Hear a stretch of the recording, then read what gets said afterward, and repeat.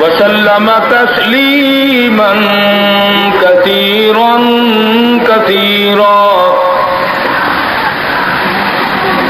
أما بعد فأعوذ بالله السميع العليم من الشيطان الرجيم. بسم الله الرحمن الرحيم.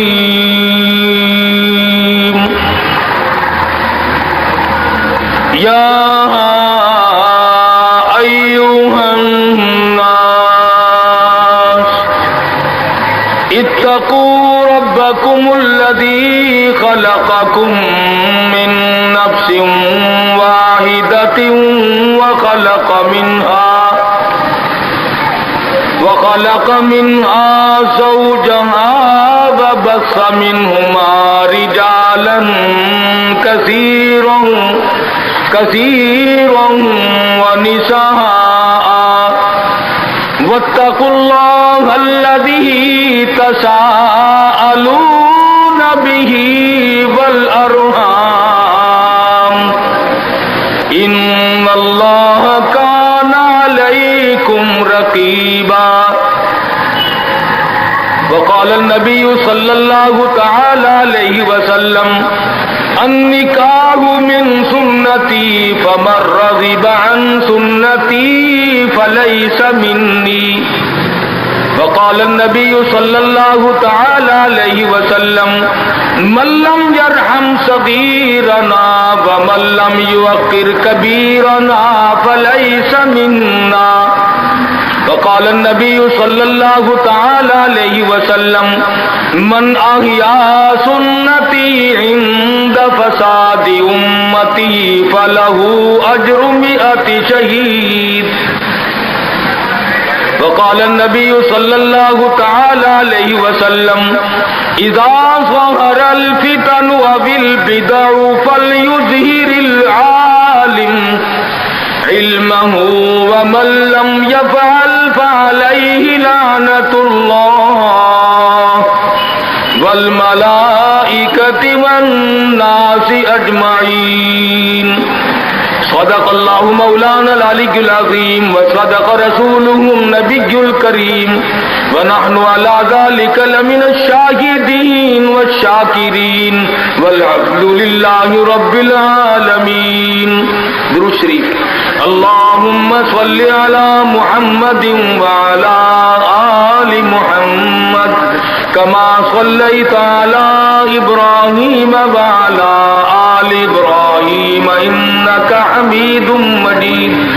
اللهم بارك على محمد وعلى آل محمد كما باركت على إبراهيم وعلى آل إبراهيم إنك حميد مجيد.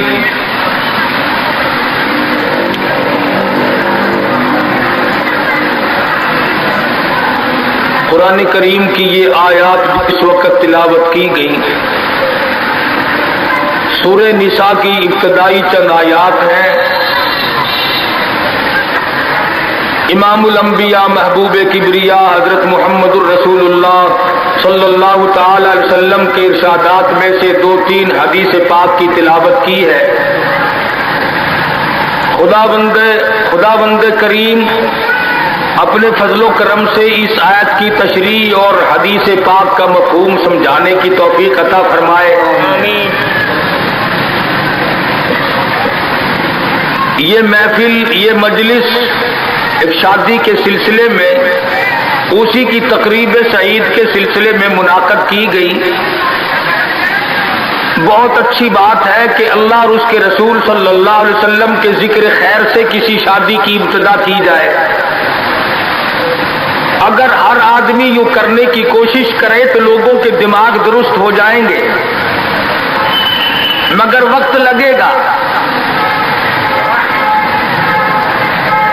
لوگ گانے بجانے کے عادی ہو گئے، فسق و فجور کی زندگی میں اپنے آپ کو محو رکھنے کے عادی بن گئے. نام کے مسلمان رہ گئے، کام کے مسلمان قبروں میں چلے گئے۔ آج مردوں کو بھی عورتوں کو بھی تعجب ہوتا ہے۔ اس نے کہا بھائی آج یہاں کیا بات ہے کہ جی شادی ہوگی، کہ یہ تو جلسہ ہے۔ شادی میں تو کسی فلمی ایکٹرس کا ناچ گانا بجانا ہونا چاہیے، اور تمہارے یہاں کراچی میں تو فلمیں دکھانی شروع کر دی۔ ساری دن دولت کی بات ہے اور کچھ نہیں۔ ہماری اگر بات آج نہیں سنتے تو وقت آئے گا کہ یاد کرو گے۔ اس لیے کہتا کہ رنگ لائے گی ہماری فاقہ مستی ایک دن، رنگ لائے گی ہماری فاقہ مستی ایک دن، مٹ جائے گی اے ستم گر تیری ہستی ایک دن۔ بڑوں بڑوں کو ہم نے سیدھا ہوتے دیکھا ہے۔ جب مصیبت کا چکر پڑتا ہے، جب پریشانیوں کا ازدحام آدمی کے اوپر ہوتا ہے، ہوش نہیں آتا، پھر آدمی مسجد کا رخ کرتا ہے، لمبی لمبی دعائیں مانگتا ہے۔ اسی کو قرآن کریم کہتا ہے وَإِذَا أَنْعَمْنَا عَلَى الْإِنسَانِ أَعْرَضَ وَنَأَىٰ بِجَانِبِهِ۔ جب آرام پہنچتا ہے، کاروبار صحیح چلتا ہے تو کروٹ نہیں بدلتے، اللہ کا نام لینے کی توفیق نہیں رہتی، خدا بند کریم کو یاد کرنے کے لیے وقت نہیں ملتا۔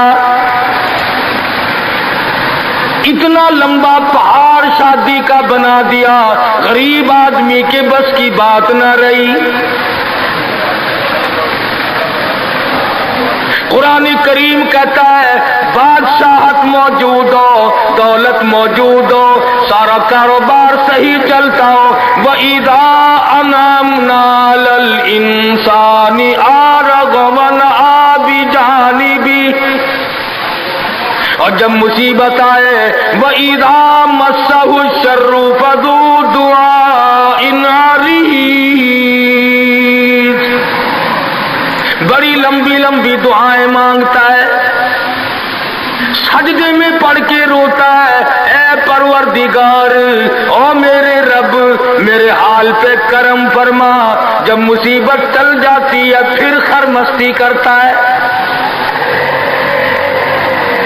امام الانبیاء محبوب کبریا حضرت محمد مصطفیٰ صلی اللہ تعالی علیہ وسلم کی شادی کا وقت آیا، آپ بالکل نادار ہیں، مفلس ہے، غریب ہے۔ ایک عورت نے آ کر آپ سے بات کی کہ آپ کی شادی کر دی جائے۔ قربان جاؤں، ارشاد فرمایا میری شادی ہوگی کیسے؟ گھر نہیں، در نہیں، زر نہیں، پر نہیں، میرے پاس تو ساز و سامان نہیں۔ وہ کہنے لگی ایسی عورت سے اگر نکاح ہو جائے جس کے پاس دولت بھی ہو، سب کچھ موجود ہو، ارشاد فرمایا میں کس طرح سے کروں؟ وہ مجھ سے بھی تو مطالبہ کرے گی۔ صاحب کہنے لگی سیدہ خدیجہ رضی اللہ تعالیٰ عنہ، جس کو مکے کے بڑے بڑے چودھریوں نے پیغام دیے تھے، نکاح کے لیے آئے تھے، بڑے بڑے لوگوں نے پیغام دیے، دولت مند آئے، چودھری آئے، مکے کے رئیس آئے، بڑے بڑے قریش آئے، لیکن خدیجہ کہنے لگی او لوگو تمہیں کیا معلوم ہے، میں نے ملازم رکھ کے دیکھ لیا، میں نے کاروبار کرا کے دیکھ لیا، خدا کی قسم میں چوبارے پہ کھڑی تھی، جب حضور اکرم صلی اللہ علیہ وسلم چلنے لگے میرا سامان لے کر، میری آنکھوں نے دیکھا بادل نے چھاؤ کر لی تھی۔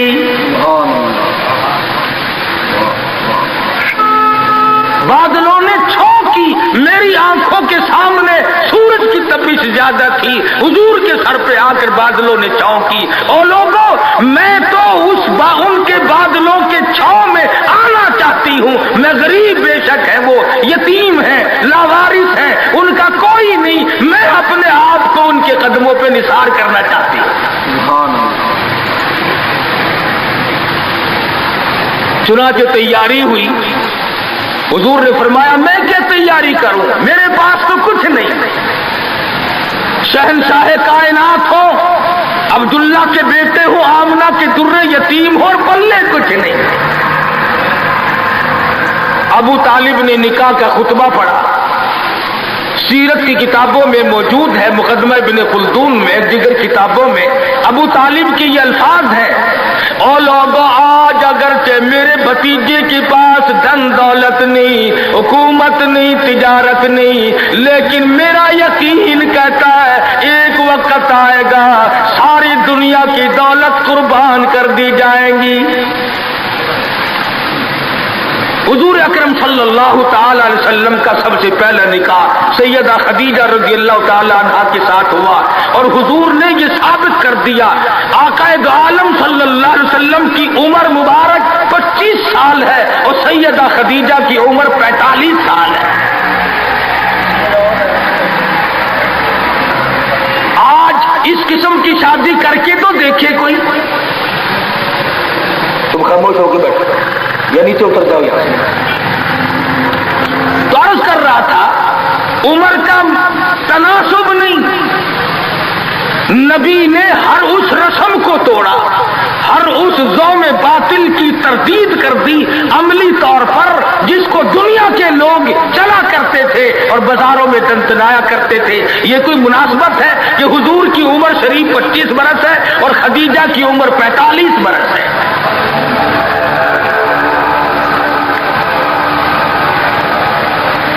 उम्र वाले मसले को खत्म कर दिया गया। हजरत खदीजा और फिर कमाल ये कि अल्लाह पाक ने उसी माई के पेट से औलाद दी जिसकी उम्र हुजूर से दुगनी थी। आज तो अगर थोड़ी सी उम्र ज्यादा हो जाए लड़की की फिर तो लोग फित्ता लेकर के आते हैं कि मियां नाप के देखो पहले कितनी बड़ी है। कौन ज़ुम करता है, कौन गुमान करता है। पिछले साल मेरे पास एक आदमी आया और कहने लगा कारी साहब एक दुआ कर दे। मैंने काहे की कि पहले तो लड़की का रिश्ता मांगने के लिए काफी लोग आते थे, हमें होश ना आया, अब उम्र कुछ ज्यादा हो गई, अब कोई मांगता ही नहीं। मैंने कहा दरिया चनाब में धक्का दे दो, अब लेगा कोई नहीं। पता चला शराफत बड़ी चीज है, तहारत बड़ी चीज है। ये उम्र का भी मसला जो है ये देखने आजकल अगर से देखना पड़ता है लेकिन इसकी मुनासबत कोई नहीं। अगर लड़की की उम्र ज्यादा हो तो हुजूर के अमल ने पहले यूं तरदीद कर दी और फिर ऐसा वक्त भी आया कि हुजूर अकरम सल्लल्लाहु अलैहि वसल्लम की उम्र मुबारक तकरीबन 42 बरस है और सैयदा आयशा सिद्दीका रज़ियल्लाहु ताला अन्हा की उम्र 6 बरस है। हुजूर के अमल ने इस बात को भी तोड़ दिया कि अगर लड़के की ज्यादा उम्र हो जाए तो कोई बात नहीं, सुन्नत के खिलाफ नहीं है, शरीयत के खिलाफ नहीं है। सैयदा आयशा सिद्दीका रज़ियल्लाहु ताला अन्हा की उम्र मुबारक उस वक्त 9 बरस है जब रुखसती हुई और हुजूर सल्लल्लाहु अलैहि वसल्लम की उम्र शरीफ में हयात और जिंदगी में सैयदा आयशा सिद्दीका ने 18 बरस गुजारे।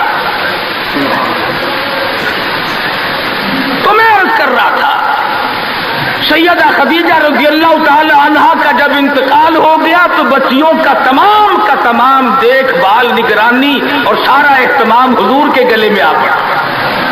आप बड़े परेशान हुए गर्जे कि आपने अपने अमल से ये सारे के सारे जिंदगी की जितनी रसूमात थी उन सल्लम के बारे में कुरान करीम ने सराहत के साथ फरमा दिया ववजदका इलन फागना।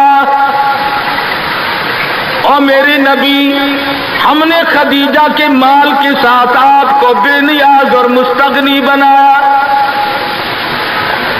खदीजा रज़ियल्लाहु ताला अन्हा मक्के की ताजरा थी, मक्के की रईसा थी, मक्के की बहुत बड़ी दौलतमंद थी, लेकिन घर में हुजूर के आकर फिर ये हाथ नहीं रखा ये दौलत मेरी है, ये माल मेरा है, हुजूर के सुपुर्द कर दिया। और मेरे आका मेरी जान भी, मेरा दिल भी, मेरा ईमान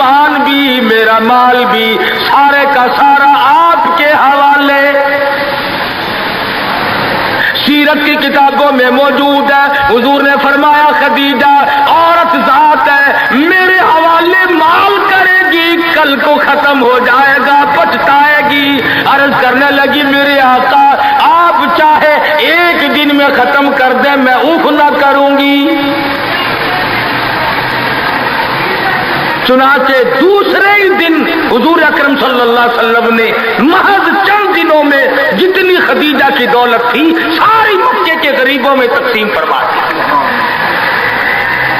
آج کل تو لڑکی جو کپڑا جو جہیز لے کر آئے، ایک ایک چیز پہ اصل تو گھر والے انشاءاللہ نام لکھ کر بھیجتے ہیں، پہلے سے ہی ہر چیز پہ نام لکھا ہوا ہوتا ہے، اور نام نہ بھی لکھا ہو اس کی نظروں میں ہے، مجال ہے کوئی اگلے گھر کا آدمی اس کی لائی ہوئی چیز کو ہاتھ تو لگا کے دیکھے، میاں تم کون ہوتے ہو، میں لائی ہوں۔ سیدہ خدیجہ کے عمل نے اس بات کی بھی تردید کر دی کہ جب تم شادی ہو کر کے آ گئی ہو تو تم بھی اور تمہارا مال بھی شادی کے سپرد ہے۔ حضور صلی اللہ علیہ وسلم نے اپنی 11 شادیاں فرمائی اور 4 بیٹیوں کی شادیاں فرمائی۔ سیدہ رقیہ رضی اللہ تعالیٰ عنہ کی شادی عثمان ذی النورین رضی اللہ تعالیٰ عنہ کے ساتھ فرما دی۔ دونوں کے دونوں میاں بیوی ایک جگہ بیٹھے تھے، حضور تشریف لے آئے، فرمانے لگے رب اکبر کی قسم میں نے ساری زندگی میں اتنا حسین جوڑا نہیں دیکھا۔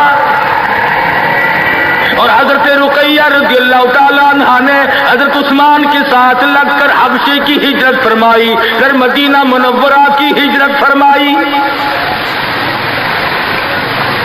اس لیے قرآن کریم نے فرما دیا یا ایھا الناس، اے لوگوں، او انسانوں، او آدمیوں، او مردوں، اے عورتوں، اتقوا ربکم، ڈرو اپنے پروردگار سے۔ کس معاملے میں ڈریں، کن حالات میں ڈریں، کیا کرتے ہوئے ڈریں؟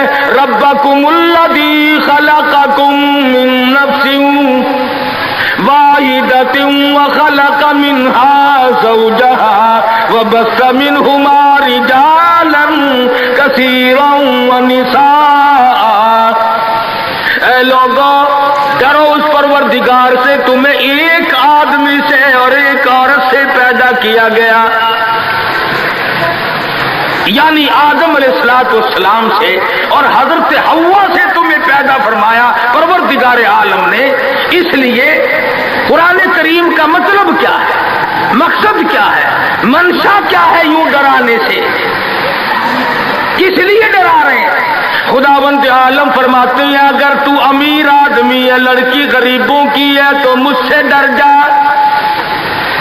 یہ عیب نہ بنا کہ لڑکی غریب کی ہے میں امیر ہوں، کیوں؟ میں وہ بے نیاز ہوں، شام کو سوئے لکھا پتی، صبح کو اٹھے تو ٹکڑوں کا محتاج۔ میں ایسا بھی کر دیتا ہوں، شام کو سوئے بادشاہ، صبح کو اٹھے تو جیل کی کوٹڑی میں پڑا۔ میں ایسا بھی کر دیتا ہوں کہ کروڑوں کا مالک ہے، اگر موت آ گئی تو کفن چندے کا پڑ رہا۔ فرمایا لڑکی والوں کو یہ حق نہیں کہ وہ لڑکے کے بارے میں یہ کہیں کہ یہ تو غریب ہے، ہم اس کو کیسے دیکھتے۔ آؤ پھر قرآن کریم سے پوچھ لیں، ہم مسلمان ہیں، ہمارا قرآن پہ ایمان ہے، محمد عربی صلی اللہ علیہ وسلم کے فرمان پہ ہم سب کا ایمان ہے۔ آؤ قرآن سے پوچھے کہ لڑکا لڑکی کی جب شادی کرنے کی نوبت آئے تو کیا دیکھنا چاہیے، کیا ڈھونڈنا چاہیے، کیا تلاش کرنا چاہیے؟ قرآن کریم سے ہم نے پوچھا کیا بنگلہ دیکھے؟ فرمایا نہیں۔ آج بنگلے والا کل کو قبر میں ہو سکتا ہے، آج بنگلے والا کل کو فٹ پاتھ پہ سو کر کے وقت کاٹنے والا بن سکتا ہے۔ کوٹھی والا تلاش کرے؟ فرمایا نہیں۔ کوئی اونچی ملازمت والا، اونچی پوسٹ والا لڑکا تلاش کرے؟ فرمایا نہیں۔ زیادہ لکھا پڑھا دیکھیں؟ فرمایا نہیں۔ धन दौलत वाला देखे, नहीं नहीं। कारोबार वाला तलाश करें, फरमाया नहीं नहीं। लड़की भी इसी तरह से मालदार की तलाश करें, फरमाया नहीं। दौलतमंदों की तलाश करें, नहीं नहीं।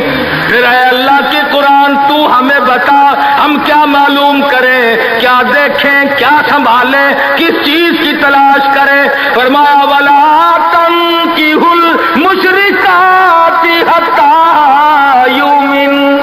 नारा तकबीर।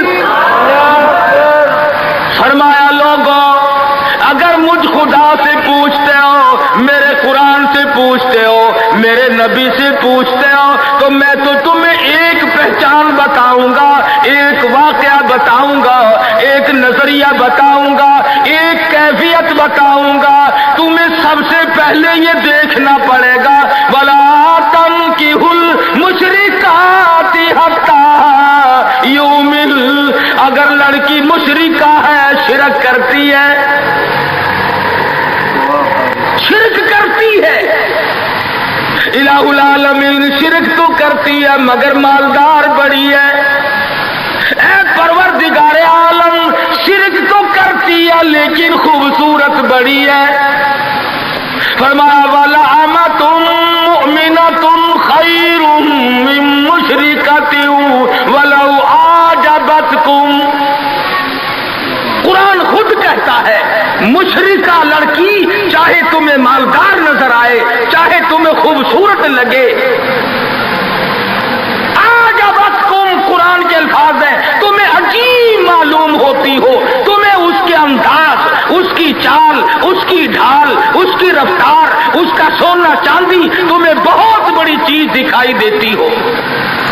फरमाया इसी तरह से लड़के का वला तुनकिहुल मुशरिकाति हत्ता युमिनु वला अब्दुम मुमिनुन खैरुम मिन मुशरिकिन वलौ आजबकुम।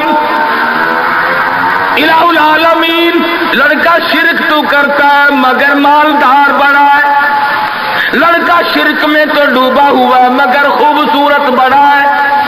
कुरान का ऐलान सुनो, पैगाम सुनो। फरमाया शिरक से बचना, सबसे पहले लड़के लड़की का अकीदा देखना। अगर अकीदा सही होगा तो बात बनेगी, अगर गलत अकीदे की लड़की आ गई खानदान का बेड़ा गर्क कर देगी। हाफिज जमाल साहब बोली शाह कलंदर रहमतुल्लाह अलैह पानीपत में मजार है। मैं अब हिंदुस्तान गया था तो अब भी हाजिरी देने गया था। हम औलिया किराम को बड़ा मानते हैं। मैं बोली शाह कलंदर रहमतुल्लाह अलैह के मजार पे गया और रात वहीं ठहरा। मौलाना हाली पानीपति की खबर भी वही और बोली शाह कलंदर का मजार भी वही। तो लिखा है कि जिस वक्त बोली शाह कलंदर रहमतुल्लाह अलैह पैदा हुए तो बड़े रोए, बहुत रोते थे। तो एक बुजुर्ग आए जिन्होंने इनके वालिद को मुबारकबाद दी कि बच्चे की मुबारक हो। उन्होंने कहा हजरत मुबारक तो आप दे रहे हैं मगर बच्चा जिस दिन से पैदा हुआ इतना रो रहा है कि नाक में दम कर दिया। फरमाया मेरे पास तो लाओ जरा। ले आए। अल्लाह वाले ने जरा सा इस कान को मुंह लगाया और जरा सा इस कान को मुंह लगाया, बच्चा खामोश हो गया। वापस जाने लगे। शाह फखरुद्दीन रहिमहुल्लाह औलिया किराम में से हैं, बुजुर्गान दीन में से हैं। शाह बहाउल हक ज़करिया मुल्तानी रहमतुल्लाह अलैह के दामाद हैं। जो लड़की यहाँ रहते रहते फौत हो गई थी तो शाह फखरुद्दीन ने कहा हजरत बताओ। फरमाया तुम्हें मालूम नहीं, बोली शाह कलंदर की वालदा अम्मा कुरान करीम की हाफिज है और कुरान से इतना इश्क है, इतना लगाव है, इतना सोजो गुदाज है, इतनी मोहब्बत है कि एक खत्म कुरान का रोजाना पढ़ती थी। बच्चे को पेट में लेकर एक खत्म कुरान रोजाना का पढ़ती थी। तो बच्चे की रूह का और कुरान मजीद का इतना गहरा ताल्लुक हो गया। अब चूंकि अम्मा जचगी में आ गई, छिल्ले में पड़ गई, इसलिए कुरान नहीं पढ़ती। अरे आदि की आदत لت ٹوٹی، ناشی کا نشہ ٹوٹا، روئے نہ تو کیا کرے۔ میں نے اس بچے کے کان میں ایک آیت اس میں پڑھی، ایک آیت اس طرف پڑھی، بچے کی روح کی غذا مل گئی، خاموش ہو گیا۔ بات یہ کر رہا تھا کہ یہ سارے کے سارے معاملات قرآن کریم کا اعلان ہے، عقیدہ دیکھو، نظریات معلوم کرو۔ اگر غلط عقیدہ گھر میں آ گیا تو بات بگڑے گی، وہ اپنے ساتھ ساتھ اوروں کو بھی لے بیٹھے گی۔ اور علماء کرام نے لکھا، تجربے سے بھی یہ ثابت ہوا کہ عورت کی جو گود ہے، عورت کی جو گود ہے، یہ پرائمری سکول بھی ہے، یہ مڈل سکول بھی ہے، یہ میٹرک سکول بھی ہے، یہ کالج بھی ہے، یہ وہ یونیورسٹی ہے جس سے نبی بے نیاز نہیں، ولی بے نیاز نہیں، کتب اور ابدال بے نیاز نہیں۔ اس کالج میں ہر بچہ پڑھتا ہے، ماں کی گود میں لازمی پلتا ہے۔ اور لوگوں، اس کالج کو سنبھالو، اس پرائمری سکول کے استاد کو سنبھالو، اس کالج کے پروفیسر کو سنبھالو، اور وہ ہے بچے کی اماں۔ ہمارے یہاں بالخصوص عورتوں کی تعلیم کا، دینی تعلیم کا کوئی انتظام نہیں کرتے۔ بچپن میں چھوٹی چھوٹی بچیاں مسجد میں وقت بے وقت گئیں اور قرآن کریم پہ انگلی پھیر لی، مٹھائی تقسیم ہو گئی کہ آج پروین کا قرآن ختم ہو گیا۔ نہ اسے عقیدے کا پتہ، نہ اسے نظریے کا پتہ، نہ اسے یہ معلوم کہ میں مسلمان ہوں اور مجھ پہ کن چیزوں کا فرض منصبی جو ہے وہ لاگو ہوتا ہے۔ لعلہم یتذکرون، میرا کام ہے تمہیں قرآن کی آیتیں کھول کھول کے سمجھا دینا۔ اب عقل پکڑو یا مت مار لو، وہ تمہاری مرضی۔ بے شک۔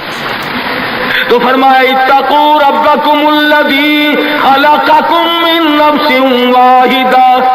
او لوگوں، غرور نہ کرو، تکبر نہ کرو، یوں نہ کہو میرا لڑکا خوبصورت نہیں، ہماری لڑکی بڑی خوبصورت ہے۔ بہت ممکن ہے شام کو سوئے حسن والی، صبح کو اٹھے تو آنکھوں سے جواب مل جائے۔ اس لیے کالے گورے کی بات کو لانا یہ بھی خدا کی خود پہ اعتراض ہے، اور مالدار غیر مالدار کی بات کرنا یہ بھی خداوند عالم کے اعتراض پہ، ذات پہ اعتراض ہوگا۔ فرمایا الذی خلقکم من نفس واحدۃ وخلق منها زوجها وبث منهما رجالا كثيرا ونساء۔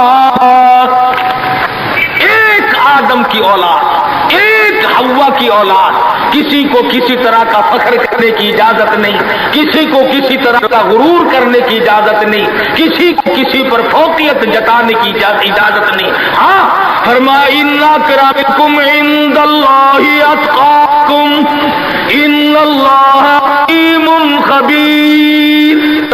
تقوی، پرہیزگاری، عند اللہ اتقاکم ان اللہ علیم خبیر۔ تقوی، پرہیزگاری، اللہ اللہ کرنا، اللہ کے حضور میں زیادہ سجدے کرنا، یہ ایک حکمت ایسی ہے جو آدمی کو اونچا کر دیتی ہے۔ علماء کرام نے لکھا ہے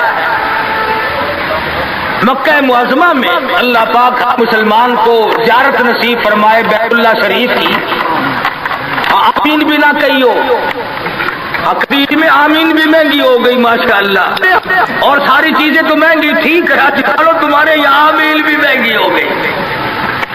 کیا کہنے تمہاری سبیتوں کے۔ مکہ مکرمہ میں ایک شخص ایک باندی کا ہاتھ پکڑے ہوئے ہے اور وہ کہنے لگا میں اس کو 20 اشرفیوں میں بیچتا ہوں۔ ایک بزرگ تھے بغداد کے رہنے والے، انہوں نے آپ کی اتنی کم قیمت کیوں بتا رہا ہے؟ وہ کہنے لگا اس میں عیب ہے۔ کیا عیب ہے؟ اس نے کہا عیب یہ ہے کہ ساری رات نماز پڑھتی ہے اور سارا دن روزہ رکھتی ہے، اس میں یہ نقص ہے۔ اللہ والے نے خرید لی۔ اس نے کہا چلو میری ساتھ نماز پڑھ کے دیں گے، ایک کے بجائے 2 اللہ اللہ کیا کریں گے۔ چنانچہ عشاء کی نماز کے بعد اس باندی نے پوچھا کہ اے میرے مالک کوئی کام ہے میرے متعلق؟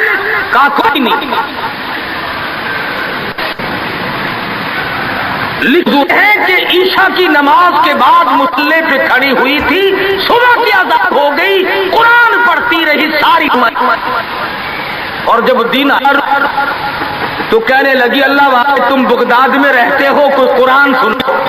انہوں نے 2 آیتیں پڑھی، ہوش ہو گئی، منہ پہ پانی کے چھینٹے پڑے، پھر ہوش آیا، پھر قرآن کی 2 آیتیں پڑھی، سورت حدیث پوری نہ پڑھ سکے تھے، ایک ہماری اور جان دے۔ کیسا ذوق تھا، کس قسم کی محبت تھی اللہ پاک جانوں سے، اور کیا ایمان تھا کہ قرآن کریم کی شہید ہو گئی۔ کوئی تلوار شہید ہوگا، کوئی لوہا شہید بنے گا، کوئی پتھر کھا کے مرے گا، ڈوب کے مرے گا، کوئی آگ میں جل کے مرے گا، کوئی ایکسیڈنٹ میں مرے گا، یہ اللہ علی خدا کا قرآن سن کے مرے گا۔ آج ہمیں یہ بات کہاں نصیب ہے؟ حضور اکرم کہو صلی اللہ علیہ وسلم نے صحابہ کرام کو نکاح کی سنتوں کی تعلیم دی۔ ہمارے یہاں تو اتنا بکھیڑا بنا دیا کہ اب سنتوں کی تاریخوں کو کوئی پوچھتا ہی نہیں۔ حالانکہ خداوند عالم روزہ اپنی قدرت کے تماشے دکھاتے، ابھی ہفتہ نہیں ہوا ایک بس فیصلہ آباد سے بارات لے کر کے چلی، اور ایک بس لاہور سے بارات لے کر کے چلی، شیخو پورے کے قریب تصادم ہوا، 9 آدمی ایک طرف سے، 7 آدمی ایک طرف سے، 3 آدمی موقع پہ مر گئے۔ دلہا بھی، دلہے باپ بھی، ماں بھی، بھائی بھی، سارا خاندان ختم ہو گیا۔ کیا پروگرام لے کر کے چلے ہوں گے، کیا ارادے لے کر کے چلے ہوں گے کہ یہ خوشی منائیں گے؟ لاہور کے جس محلے میں دلہن آنا تھا، ہم اس محلے میں ٹھہرے ہوئے تھے، سجا رکھا ہے، یہاں مسحری بچھائی ہے، یہاں سامان رکھیں گے، یہاں فریج رکھا جائے گا، یہاں پنکھے رکھے جائیں گے، یہاں پر تمام مہمان ٹھہریں گے، خود قسم انتظار ہے سامان کا، اور کچھ دیر کے بعد 7 آدمیوں کے چھیچڑوں اور گٹھڑیوں کی گٹھڑیاں بن کے آئیں۔ اس لیے ہمیں ہر حال میں اللہ کے قہر اور غضب سے ڈرنا چاہیے، ڈرتے نہیں۔ ہمارے ملتان میں ایک بہت بڑے ٹرانسپورٹ نے اپنی بچی کی شادی کا پروگرام بنایا، تو برات بھی بہت بڑی آنی تھی، بڑے گاجے ہو رہے تھے، اور بڑا ٹھیٹر تماشا کھانا پکانا۔ اچانک ٹیلی فون کہ شور کوٹ کے پاس ٹکر ہو گئی، ساری کار ختم ہو گئی، جس میں لڑکا تھا وہ بھی ختم ہو گیا۔ تو کسے معلوم صبح کیا ہو جائے گا، اور شام کو کیا ہو جائے گا، کل کیا ہو جائے گا، کون جانتا ہے؟ یہ تو آج ہم بدنصیب لوگ ہیں، اللہ کی ذات پر ہمارا یقین نہیں، اور پھال کھولنے والوں پر یقین کر لیتی ہیں، عورتیں بھی اور مرد بھی۔ ہاتھوں کی لکیر دیکھ کر لوگ تقدیر بتاتے ہیں، ساری عمر قرآن پڑھنے کے بعد اپنی تقدیر کا پتہ نہیں۔ میں کہتا ہوں کہ نبی کو اپنی تقدیر کا علم نہیں کہ صبح کیا ہوگا، رسول کو علم نہیں، وقت کو علم نہیں، اور یہ فٹ پاتھ پہ بیٹھ کر لوگوں کے ہاتھوں کی لکیر دیکھ کر تقدیر بتاتے ہیں، جب پر یقین کیا جاتا ہے۔ ہم ہیں مسلمان۔ ایک مرتبہ لاہور میں فٹ پاتھ پہ بیٹھا ہوا ایک آدمی لوگوں کے ہاتھوں کی لکیر دیکھ رہا تھا اور تقدیر بتلا رہا تھا۔ بڑے لوگ کھڑے تھے، اچھے خاصے بڑے لوگ، کسی کو کہتا تھا تجھے بڑی اونچی ملازمت ملے، بہت اونچی پوسٹ پہ تو جائے گا۔ بس بابو جی اکڑ جاتے تھے، کیا کرنا، بس تو کیوں جی گورنر سے کم تو نہیں ہوں گا نا۔ اور ایک کو وہ لکیریں دیکھ کے کہنے لگا کہ تمہاری بہت فرسٹ لیڈی کے ساتھ شادی ہوگی۔ وہ تو بہت ہی چوڑا ہو گیا، اس نے کہا کیا بات ہے۔ لوگ پیسے بھی دے رہے تھے اور تقدیر لکھ رہے تھے۔ ہم مجمع میں کھڑے تھے، میں نے اپنے دوستوں سے کہا کہ یار آؤ ذرا ہم بھی دیکھیں تقدیر بتانے والا ایسا ہے یہ۔ وہ مجمع میں سے آگے کو نکل کر میں نے بھی آگے ہاتھ کر دیا، میں نے کہا سائی جی ذرا دیکھو میری تقدیر شادی ہے کہ نہیں۔ اور بدبخت اچھی طرح دیکھی بھی نہیں۔ میرا ہاتھ جھٹک کر کے کہنے لگا نہیں تیری شادی نہیں ہوتی. اور میں کہا کھوتے تیرے باپ کے 8 بچے کھیل رہے ہیں.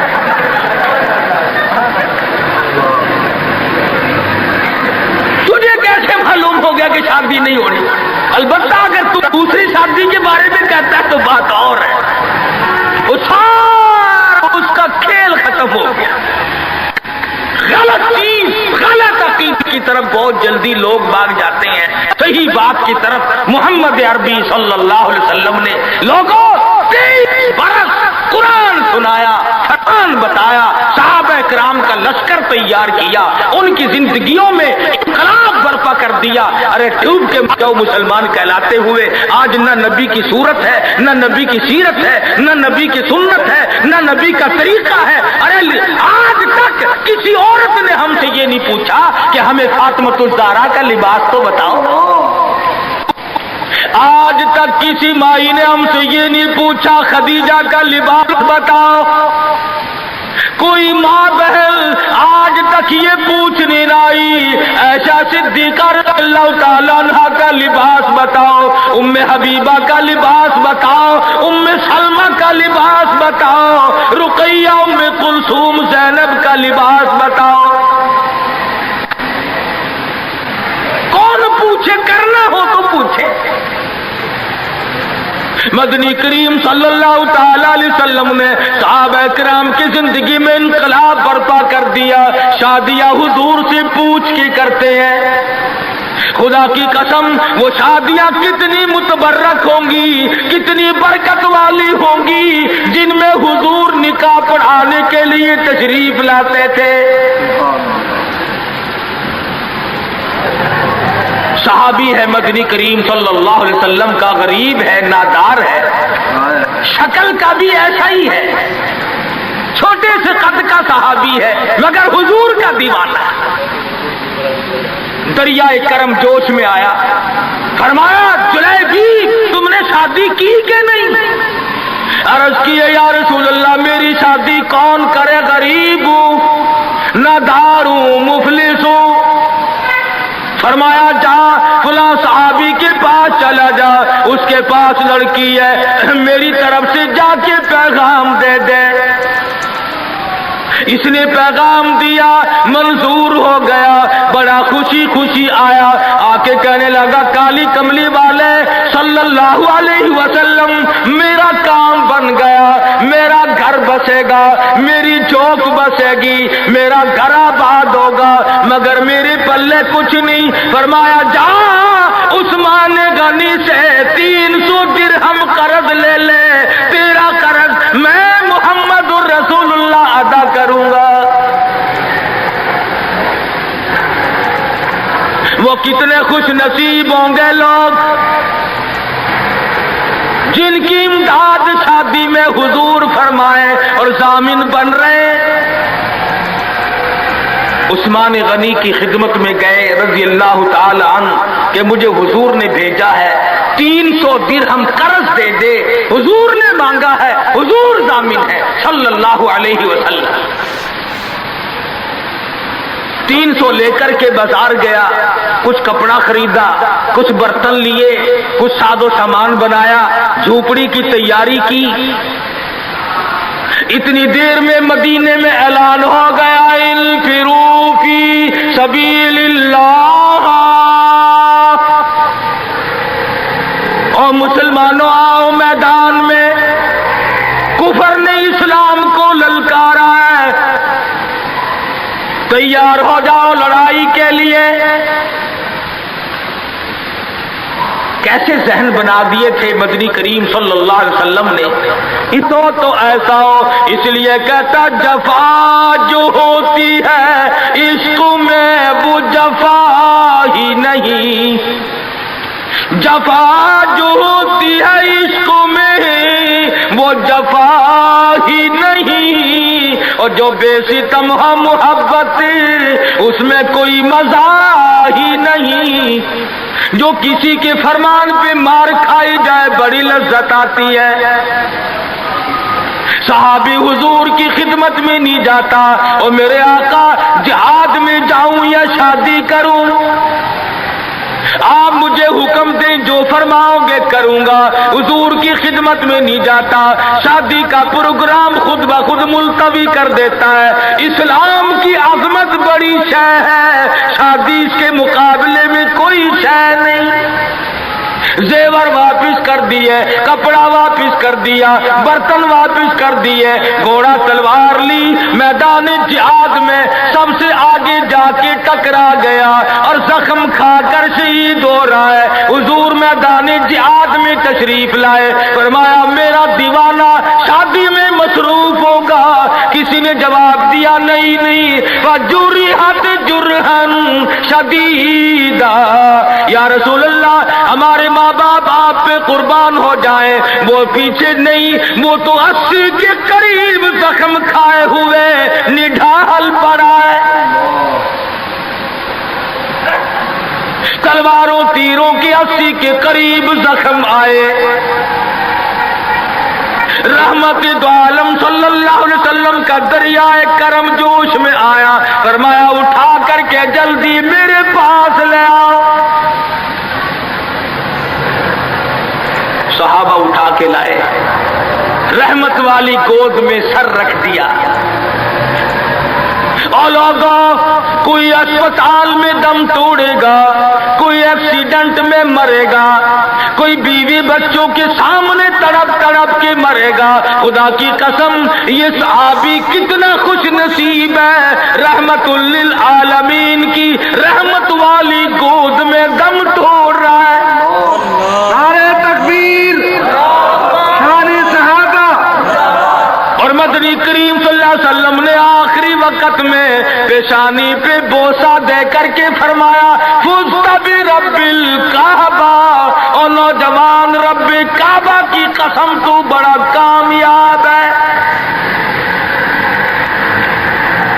حضور کی گود میں دم توڑ رہا ہے، کیا خوش نصیب ہے، دیدار کرتا ہوا جا رہا ہے رحمت دو عالم کا، گود حضور کی، دیدار حضور کا، ہاتھ حضور کا، پیشانی حضور چوم رہی ہے۔ ارے لاکھوں مرنے قربان کر دو اس صحابی کے ایک شہادت میں۔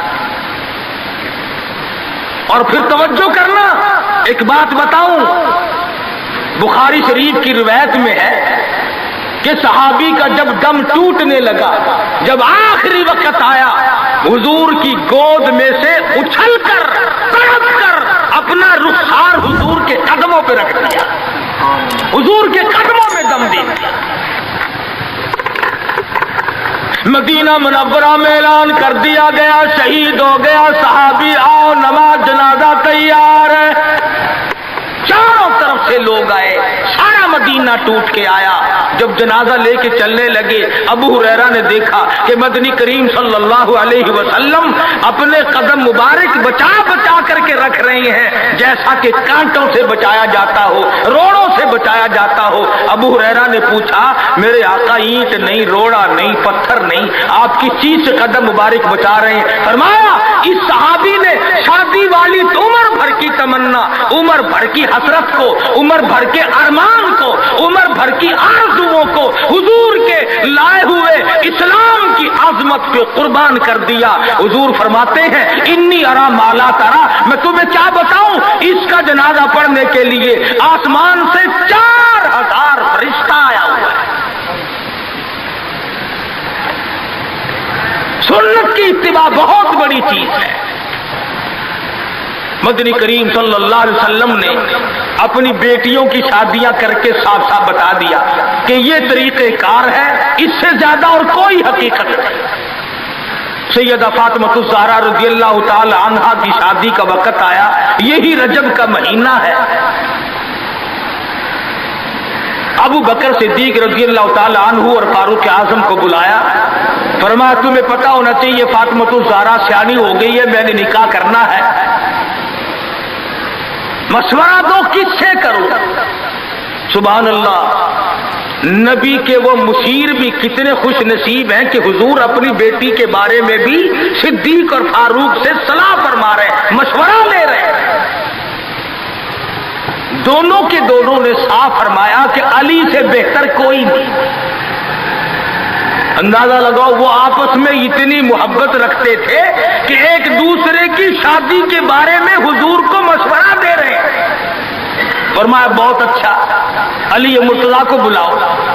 بلا کے فرمایا کہ یہ میرا بھی ارادہ ہو گیا، اور ان دونوں حضرات نے مشورہ دیا کہ خاتون جنت کا نکاح تیری ساتھ کیا جائے، کچھ ہے پلے حق مہر دینے کے لیے؟ کہا یا رسول اللہ میں تو سپاہی آدمی ہوں، میرے پلے کیا ہے؟ یہ تلوار ہے اور یہ میری زرہ ہے جسے پہن کر میں جنگ کرتا ہوں، اور میرے پلے دم دولت کچھ نہیں۔